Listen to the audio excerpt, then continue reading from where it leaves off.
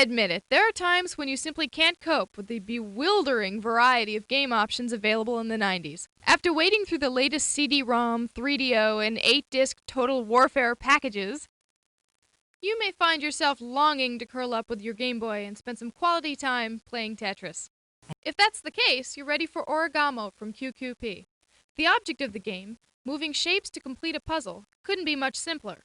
However, be forewarned that this game is seductive and has mysterious powers that make you forget you've been sitting in front of your computer for 3 hours. You play Origamo in the Maze of Eternity. The maze consists of a series of rooms, each of which has 3 puzzles of varying degrees of difficulty to solve. You must pluck tiles from a moving conveyor belt and use them to cover up the origami figure. While the deceptively simple task of solving the puzzles is enough to drive you over the edge, there is a larger game involved. Once you solve a puzzle, you can move to an adjacent room. Making your way through the rooms gets you closer and closer to departing the maze. As infuriating as the puzzles can be, working within the maze could drive a saint to drink. You can't enter some of the rooms until you've picked up an object or have performed a task in another room. Since the manual offers little help in this area, you're reduced to wandering around from room to room, hoping you stumble onto the right place. If the maze really bugs you, you can bypass it entirely by choosing Random in the main menu. There are 3 levels of maze play. Gameplay is also divided into 3 levels. And taking the 3 theme to its fullest, each room has 3 puzzles. The more points a puzzle is worth, the harder it is.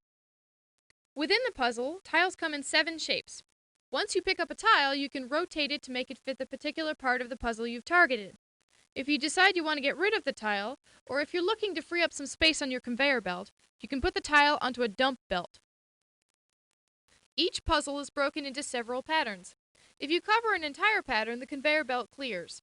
This is a handy facet of the game, since if the conveyor belt fills up, you lose. Beware of being lured into a false sense of security by an easy-looking puzzle. Quite often, the breakneck pace of the conveyor belt leaves you frantically scrambling to find the proper tile. Also, take a look at the puzzle before you begin playing it. Some of the puzzle pieces are practically hidden, and it's irritating as hell to blow a puzzle because you failed to notice one piece tucked up in one of the corners. In addition to working your way through the maze, you can also impress your friends and improve your self-confidence by building up record scores. This means you must make a decision over how you want to play the game. You can leave a room once you've solved one puzzle, but you build a higher score by playing all 3. This is the type of intimate, personal decision that only you can make for yourself.